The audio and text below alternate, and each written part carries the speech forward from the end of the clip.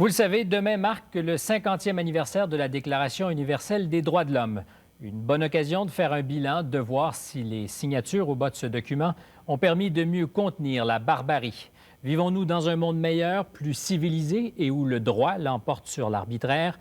Après les massacres au Cambodge, en Bosnie et au Rwanda, avons-nous réellement fait des progrès? Pour en discuter, Louise Arbour, procureur des tribunaux pénaux internationaux pour l'ex-Yougoslavie et le Rwanda. Bonsoir à vous, merci d'être avec nous. Bonsoir. Est-ce qu'on doit être optimiste, faire un bilan positif alors qu'on marque l'anniversaire, compte tenu aussi de ce que ces 50 dernières années n'ont pas été toujours très rigolotes, assez sanglantes même?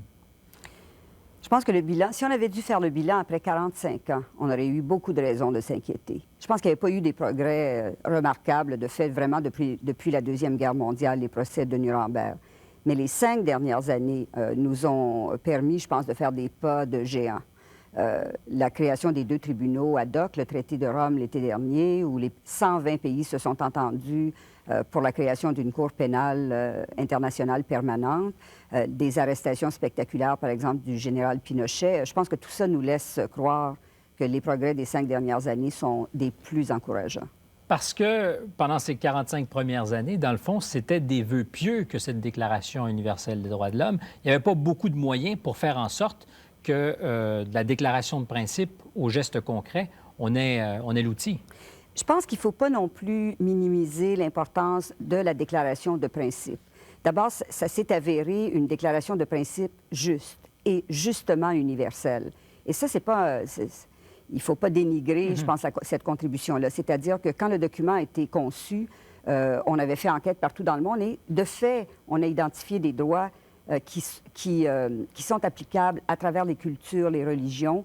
Et c'est un document dont plusieurs lois nationales, comme les chartes au Canada et au Québec, se sont inspirées. Et ça, je pense qu'il ne faut pas minimiser l'impact que ça a eu dans les droits nationaux. Beaucoup de systèmes juridiques nationaux se sont inspirés de cette déclaration et l'ont fait appliquer chez eux avec divers degrés de succès. Mais il faut pouvoir aussi agir. Et c'est là que vous dites que depuis 5 ans, les choses ont changé. D'ailleurs, aujourd'hui, c'est assez symbolique, hein? On voit que l'immunité du général Pinochet ne tient pas. Il pourra être transféré vers l'Espagne. Ça signifie pour vous quelque chose d'important, j'en suis convaincu. Ah, tout à fait. Et dans votre travail, c'est un précédent qui pourra représenter quelque chose aussi. Ah oui, je pense que d'abord, on a besoin des droits nationaux pour alimenter un peu la réflexion qu'on fait, nous, dans les instances internationales et pour nous aider à créer une jurisprudence. Des décisions sur la Convention sur le génocide, il n'y en avait jamais eu. Alors, c'est difficile de faire du droit là, quand le droit n'a pas été dit. Il a été déclaré dans une convention internationale, mais jamais appliqué jusqu'à nos travaux et maintenant certains travaux nationaux. Alors, quand vous avez accepté ce mandat, parlons de vous plus précisément, parce que là, vous faites la chasse aux criminels de guerre, ni plus ni moins. Oui, ni plus ni moins. C'est pas un travail banal. Non. Est-ce qu'on se prépare à ça? Est-ce que vous imaginiez, lorsqu'on vous a confié le mandat, ce qui vous attendait? Je pense au charnier que vous êtes allé voir, ce genre de spectacle. Je pense que l'impact sur le plan humain, je vais peut-être le vivre un petit peu plus tard, parce que quand j'approche ces dossiers-là, même dans la réalité, je sais que ça semble très étrange, mais c'est vrai, je pense, de tous les professionnels du traumatisme. C'est que quand je m'approche, et je suis allée à plusieurs reprises, ce que je vois au début, c'est si la preuve existe. Et la dimension humaine, ce que, par exemple, les parents de ces gens-là verraient, je ne le vois pas au premier coup d'œil. Et je pense que c'est le cas de tous les gens qui travaillent avec moi. Le programme d'exhumation qu'on a sur place en Bosnie, l'année dernière, pendant la saison dernière, il y a plus de 250 personnes qui ont travaillé avec nous et ce sont des professionnels. Vous dites que dans votre travail de professionnel, il y avait des aspects que vous n'aviez peut-être pas bien soupçonnés. Par exemple, ce travail auprès des États politiques. Vous le savez, au-delà des vœux pieux, il y a bien des États qui ne veulent pas trop agir non plus. Vous les avez dénoncés. Vous avez souvent dit que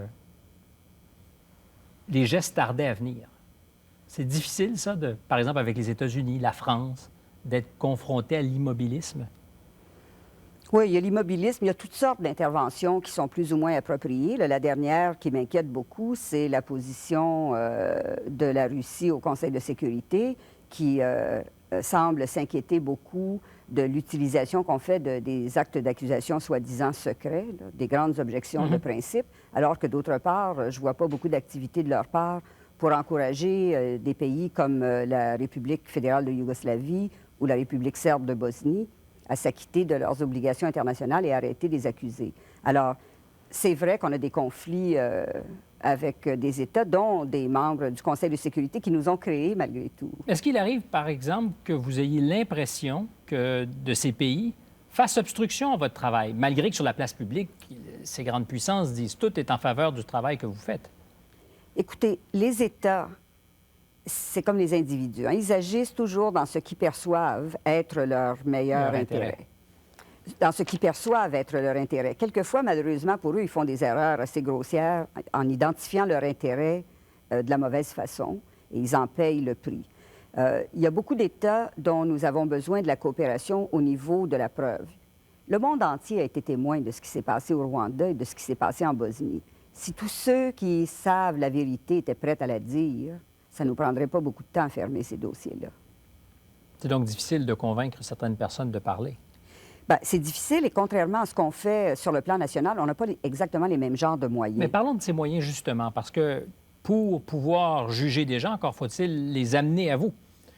Et le bras armé de votre tribunal, en fait, il est tributaire des États qui collaborent avec vous.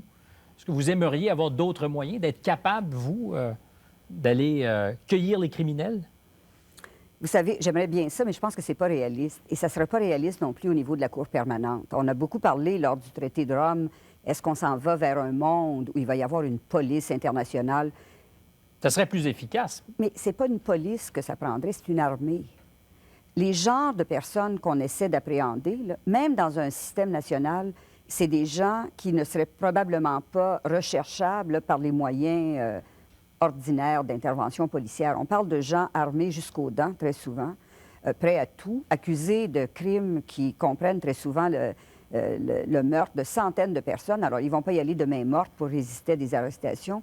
Alors, ce n'est pas une force de police que ça nous prendrait. C'est clair en Bosnie où les forces de l'OTAN nous prêtent leur assistance occasionnellement. Occasionnellement. Occasionnellement. C'est très diplomatique comme façon de dire les choses. De façon, maintenant, je dois dire, plus régulière et qui me porte à Mais croire... vous souriez trop pour qu'on ne puisse pas voir dans votre visage l'expression de, non pas d'un désarroi, mais d'une certaine déception. Pas assez souvent et pas assez rapidement à mon goût, évidemment. Mais d'autre part, quand je suis arrivée au tribunal en octobre 1996, on avait 7 personnes en détention et on avait, au dire de tous, au mien entre autres, pas beaucoup d'espoir d'en voir d'autres arriver. On en a eu maintenant, là, on en a, je ne sais pas, 26, 27, on en a eu jusqu'à une trentaine. Donc, je pense qu'il faut bien constater que l'interprétation du mandat de la SFOR par les dirigeants de l'OTAN a beaucoup évolué. Et c'est dans le bon sens. Il y a des listes secrètes de personnes que vous recherchez, des noms que vous ne divulguez pas. Oui. Par exemple, M. Milosevic, s'il fallait qu'il quitte la Yougoslavie, peut-on imaginer que vous seriez tenté de le pourchasser?